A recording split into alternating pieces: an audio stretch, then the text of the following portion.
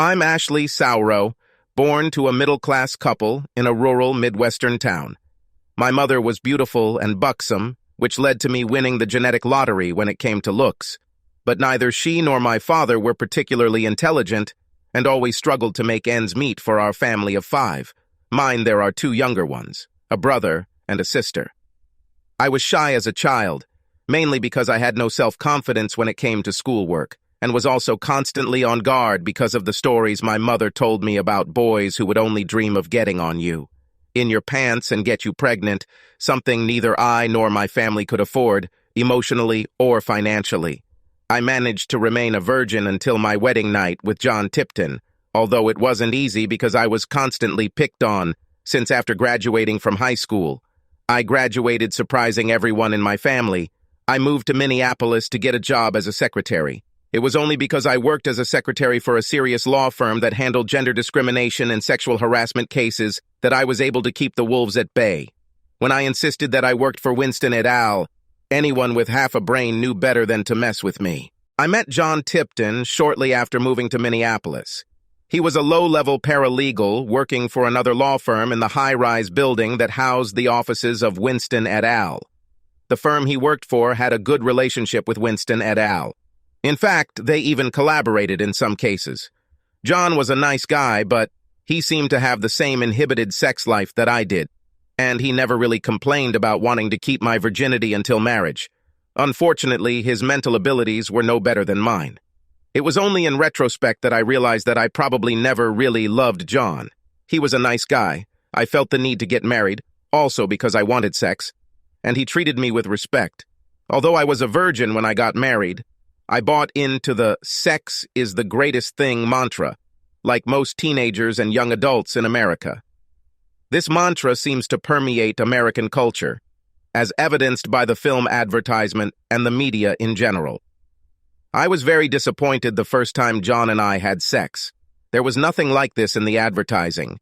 I didn't have a real orgasm until about the 20th time we did this, and very rarely after that. I didn't know that things could actually be different. And even if I had known, I wouldn't have been able to approach John about it. Not only was my marital sex life not great, but my life in general wasn't great either. I knew I would never advance in my career. I had little ambition. I seriously doubted that John would ever get ahead either, and neither of us were good with money. We had an apartment with a rent higher than we could realistically afford, car payments that were absurd, especially since in the city, we didn't even use the car that much and seemed to constantly receive dunning letters. We'll probably spend our last $100 plus on our anniversary dinner, hoping that for one evening, we can forget about our $5,000 plus credit card debt that we're unlikely to ever be able to pay off. While I was sitting at a table in the restaurant bar drinking a soda as usual, I was accosted 3 times in the 20 minutes that John was initially late. I was alarmed that he wasn't answering my calls, which went straight to voicemail. All 3 attackers quickly became disillusioned when I flashed my tiny wedding rings and told them I worked directly for hotshot lawyer Marjorie Kent. She's as famous in our community as Gloria Allred is nationally. The 4th guy was not dissuaded. He was a large, very handsome guy in an expensive suit and carrying a briefcase that looked like it cost as much as all the furniture in our apartment. "Hello?" He smiled, sitting down without invitation. "I'm leaving town tomorrow morning after a 2-week trip, and I hope you don't mind a little chat while you wait for your husband." "How do you know that I'm waiting for my husband?" I asked. "I saw you showing your rings to 2 guys who I saw were trying to hit on you, and I was surprised that they gave in so easily." "I also told them that I worked directly for Marjorie Kent." I giggled. "Who is this?" "The hottest sexual assault lawyer in Minnesota, maybe in the entire Midwest," I retorted. "I'm glad that I'm leaving the city and won't sexually harass you there anymore." He grinned. "By the way, my nickname is Mac Jones." He smiled, holding out his hand. "How should I contact you?" As I walked into the restaurant, I saw a sign for a strip club that was probably a couple blocks away that had Kitty Cat as the headliner. So that's how I introduced myself, shaking his hand. His handshake was strong and intimate. I didn't like how it made me feel. We chatted longer than I would have liked, but he was charming and looked into my eyes and not at my bulging chest. I continued to look at my watch. John was already over 45 minutes late, and I was starting to get a little angry. Then several things happened quickly. First, Mac said, "I don't think your husband will come. Why don't we rent a hotel room and spend the night? There will be $1,000 waiting for you." Second, I splashed the last couple of ounces of my soda in his face, and he barely flinched. Third, before I could verbally abuse Mac, my cell phone rang, the caller ID showing it was John. "Where the hell are you hanging around?" So I politely answered my husband. John slurred, "Sorry, Ash, but I have a DWI and I'm at the police station on Nicolay Avenue, and they'll keep me there all night. Can you come tomorrow morning and post bail for me?" "Shall I post bail for you?" "How?" "Our credit cards are maxed out, and I only have cash for what was supposed to be our anniversary dinner tonight, bastard. Why the hell did you get a DWI?" "Well, I lost my job today and I felt really bad." "Don't be mad, Ash. I feel terrible." I took a few deep breaths to calm myself and then said, "I'll try to get there by 10 o'clock tomorrow morning and see if I can talk you into letting you out." "Thank you, dear," he replied. "I have to go. The cop is pulling my arm." And then the line went dead. As I stared into space, temporarily forgetting that Mac was even there, let alone that he proposed to me, and I threw my drink in his face, he spoke. "Sorry, but I couldn't help but overhear your conversation. In fact, both sides of it, since I have excellent hearing. I'm also sorry that I offended you with such a low offer. Someone with your beauty and class could easily cost $5,000 for a night of fun." I stared at him blankly. Too many disturbing questions flashed through my head. Mac obviously thought I was asking for more, so he continued. "Okay, $7,500. When I was still in a trance after some time, he said, $10,000 is my last offer. You could use some money, Ash. I mean kitty cat." When he said this, I suddenly realized that I could actually use this money. Considering my grim present, and probably even grimmer future, and of course, noticing how handsome and muscular Mac was, I snapped out of my stupor. My mouth had a mind of its own as I responded, "How do I know I can trust you? You can take advantage of me and never pay. This is a reasonable problem, but it is easy to solve. I give you $10,000 in cash. We cross the street to the Four Seasons. You rent a room. I'll give you cash for that too. You check in, give the receptionist your wad of cash to put it in the safe for you, and you get the money for the next morning when you check out." "Do you have $10,000 in cash?" I asked, shocked. Mac looked around. He called the waitress, gave her $100 and said, "This is to pay our bill. We need privacy for a few minutes." She smiled when she saw the $100 bill and said, "The far table has just become vacant. You can sit there undisturbed for 5 minutes before we need to clear it." Holding my right hand in his left hand, and his expensive briefcase in his right, he led me to an isolated back table. Blocking anyone's view with his massive back, he opened a briefcase full of money. I was sure I had never had so much money in my life, let alone kept it in one place. He deliberately and calmly counted out $100 bills while I watched. He then pulled out a small cloth bag from the bottom of his briefcase, put $10,000 in it, and handed it to me. I don't know what expression was on my face at that moment, but my mind was blown. Then he handed me another $500 and said, "Use this to pay for your hotel room in advance. Now with yours. You will be given a room with your ID. Ask them to place the purse in the safe, with instructions not to give it to anyone other than you. I will wait near the elevators. You just tell me the room number, and I will follow you a few minutes after you enter the elevator." I nodded my head like an automaton. He took my left hand, while I was clutching my purse with money and my bag in my right, and led me across the street. He moved away from me as we entered the Four Seasons, and I walked up to the table as if I knew what I was doing. I was surprised that getting to my room and the receptionist picking up my purse and giving me a receipt went without a hitch. As I passed Mac, I whispered, 12:15, entered the elevator, went up, and entered the room. It wasn't until I was in the room that I began to truly understand what the hell was going on. I took a few deep breaths before I heard a knock on the door and steeled myself to get through it. $10,000 was John's and my salvation. I opened the door, and Mac walked in, smiling. I expected him to attack me immediately. Instead, with an even wider smile, he said, "Let's have a drink and chat before we shower together." "I don't drink," I stuttered. "Of course, don't you remember the soda you threw in my face?" He chuckled. He went to the refrigerator in the room, pulled out a can of soda for me and a can of beer for himself, poured them into glasses, and then we sat next to each other on the small sofa in the room. "So, tell me about yourself, kitty cat." He grinned. After 20-minute conversation in which he told me as much about himself as I told him about myself, I have no idea how much of it was true, I was almost calm. I was surprised because I was completely captivated by his smile, his laugh, his easygoing nature, and his piercing cobalt blue eyes that seemed to penetrate my soul. Once our drinks were finished, he picked us both up and hypnotized me while looking into my eyes. "I want to unwrap my gift now, and then I want you to take off my clothes." He smiled. He slowly took off my top, skirt, bra, shoes, and underwear. He spoke soothingly at the same time. His voice was so melodic that I did not panic and did not try to cover myself while he undressed me, not only with his hands, but also with his eyes. "You have an absolutely killer body, kitty cat." He smirked as I was naked, and he held me at arm's length, exploring my body from head to toe. "Now undress me." Compared to him, I was much less skilled at undressing, but he only said encouraging and flattering words when I did it. Finally, he was naked. I looked at his face, and although he was smiling, now his look had changed. Mac lifted me off his knees, lifted me off the ground like my 130 pounds were nothing, and carried me to the bathroom. Once the water was warm, he lifted me into the large shower stall. I've never showered with anyone before.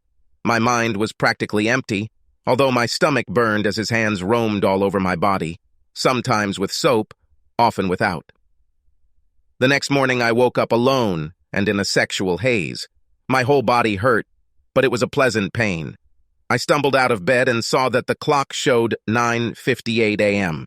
I remembered that I had to go to the police station in Nicolette. I didn't make it by 10 o'clock, but I didn't care. I took a long hot shower and, coming out of it, I felt like a human again. When I was getting dressed, I saw a note. "Ash kitty cat, youn surpassed. It was the best night of my life. I hope the little package tucked into your underwear will make you believe it. Of course, I haven't told you my whole story. I am leaving the country to avoid meeting some bad people, but if that were not the case, I would try my best to steal you away from your husband. With stars in your eyes, Mac. P.S. I wouldn't deposit more than $2,000 in cash at one time." I smiled and then looked into my panties. Another $5,000 in $100 bills. I almost fainted. I checked out around 10:40, grabbed my bag of cash from the hotel safe, deposited $2,000 into our joint checking account, and another $2,000 into my personal savings account at another bank on the way to the police station, then took a taxi to Nicolette Avenue. I walked on crooked legs, and every prick of pain made me smile rather than grimace. When I arrived at the police station, all they wanted was just $500 cash bail to get John out. The thought that just yesterday this would have been impossible, but now it was just, made me chuckle to myself. John expected me to scold him, but I was completely calm, took the car keys from the duty sergeant, and drove us home. John spent the entire weekend apologizing. I spent the whole weekend reliving my sex scenes from Friday night to Saturday morning with a smile in my heart, if not on my face, and slept to recover. After that weekend, everything changed dramatically for John and me. I first hired a paralegal who had previously worked at a pro bono law firm to represent John in his DWI. She was very nice and made a deal with the prosecutor, the best deal he could have hoped for. Since he did not cause any damage, this was his first criminal arrest, and he accepted responsibility.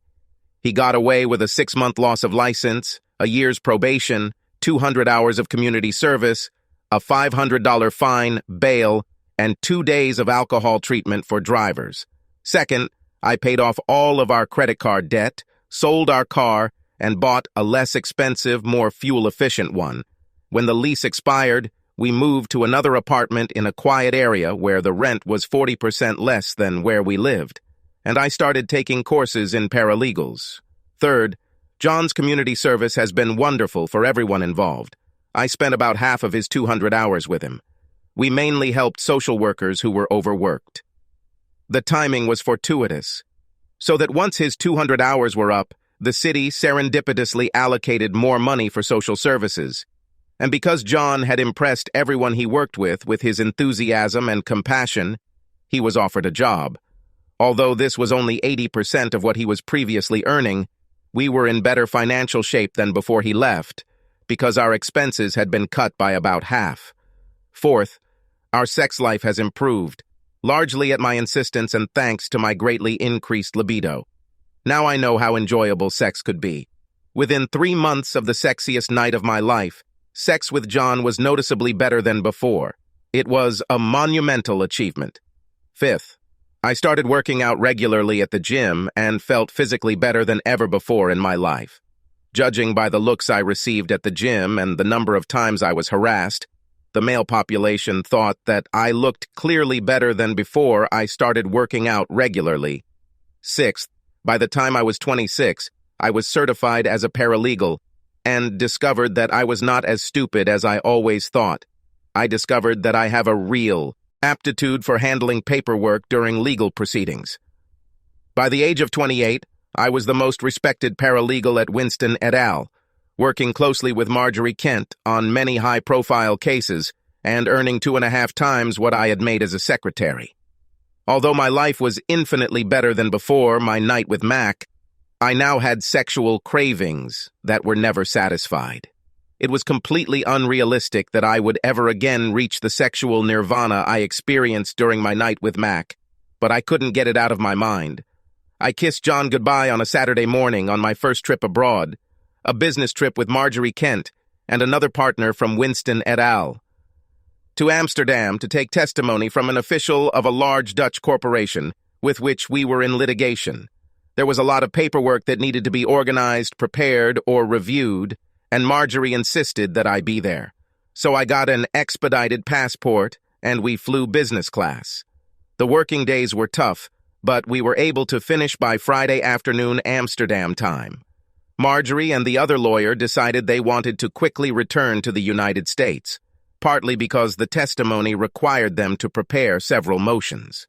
They realized that I would need a few more days to get all the paperwork in order, so I was told to enjoy the weekend at the luxury hotel we were staying at and then finish processing the paperwork by Tuesday or Wednesday of the following week, shipping them home in batches, and come back on Wednesday.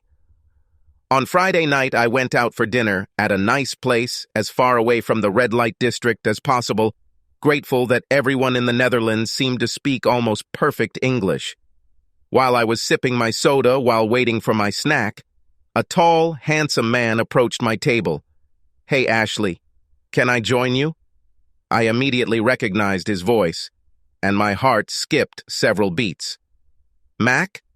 I gasped, although his face looked different from how I remembered it. He was still handsome, but in a different way.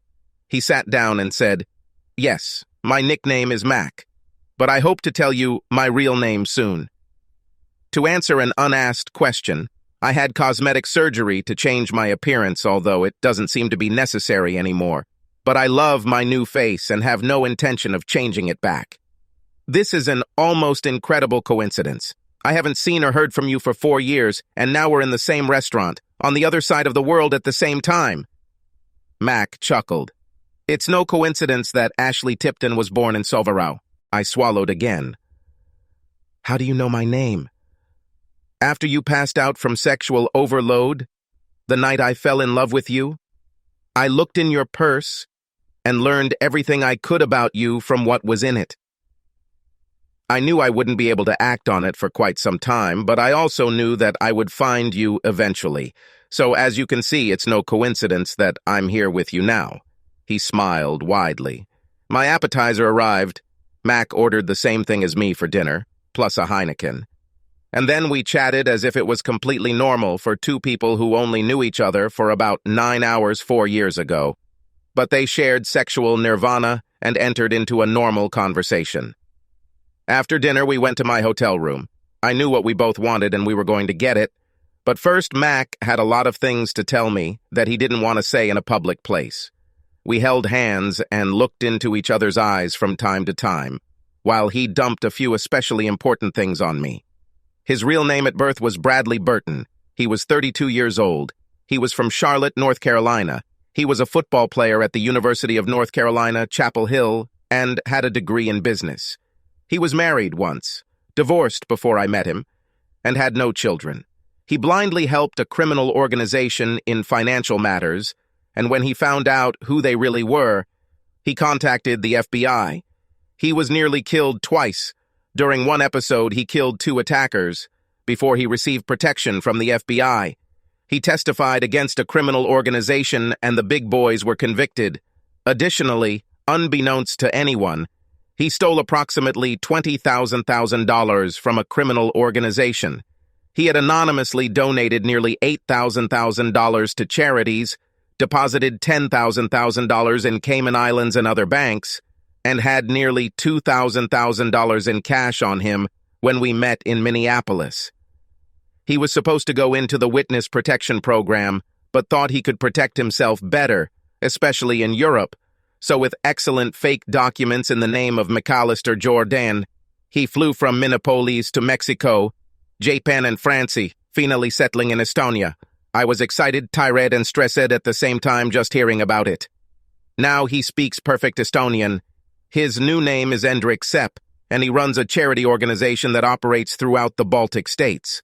Thanks to careful investing in high-yield securities, he has most of the $12,000 he came to Europe with, even after donating hundreds of thousands of dollars to charity.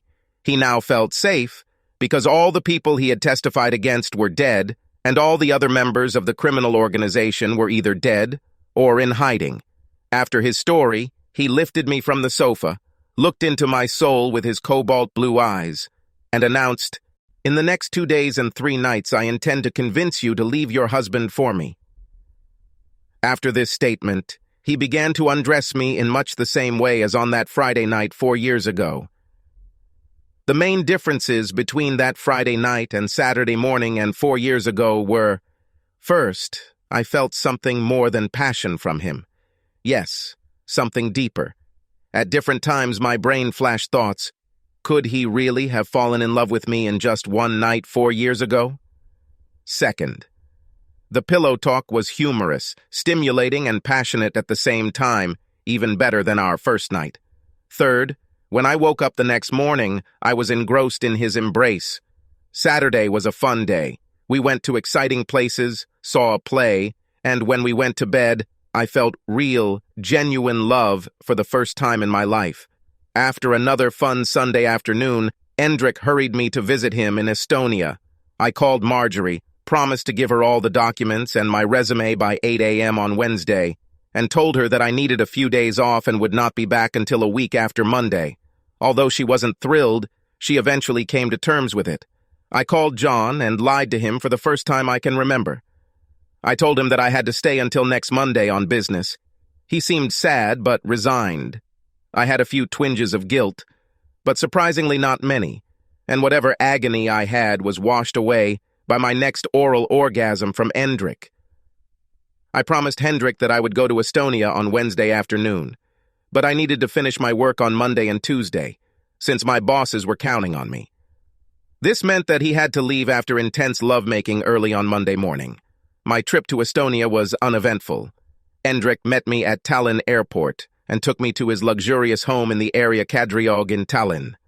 I was pleased to see that most of the people I interacted with spoke English, which was the most popular language other than Estonian, and almost everyone in the country was at least bilingual. Over the next few days, I saw how Hendrik lived and worked. I was extremely impressed by his compassion and empathy for the people his charity served and how respected he was. By Sunday evening, he had received a promise from me to return as soon as I could successfully complete my work on the major trial for which I had traveled to Amsterdam and organized the divorce proceedings. I ended up being in Minneapolis for 3 weeks before I was able to get out. I talked to him every day, Endrick on Zoom. At first, Marjorie didn't take my leave very well. When I explained the circumstances, she relented and wished me well, especially since the lawsuit was settled 10 days after the deposition. I was surprised at how amicable my breakup with John was. It helped that he was now in a good place with a job much more suitable for him than his job as a paralegal, and I didn't ask for any money, just my personal belongings. He really surprised me when, shortly after I told him, with all the sympathy I could muster, that I was divorcing him, he asked, "Who is Mac?" "What?" was my stellar answer. "Several times in a fit of passion you called me Mac. Who is he?" I swallowed hard, lowered my eyes for a few seconds, and then looked into his eyes. He deserved to know the truth. "This is the guy in Estonia for whom I'm breaking up with you." Tears welled up in his eyes, but he said nothing more. I was very excited about my flight to Estonia with the first-class ticket that Endrick bought for me. I tried to suppress my expectations because I couldn't really believe that my life would be fantastic, the way I dreamed of. Endrick and I got married 2 weeks after my divorce was final. Endrick brought my whole family to Estonia for this. Now, 10 years after I fled to Estonia, after our third child, my life is not just good, it is fantastic. Hendrick's only complaint about me is that it's my fault that we have sex all the time. My only real beef with him is that it's his fault that we have sex all the time. I go through life with a huge smile on my face. Subscribe to our channel so that your second chaff doesn't cheat on you, and go ahead and listen to the next story, because this story is nothing compared to the next one. If you're under 18, don't even think about listening to the next one.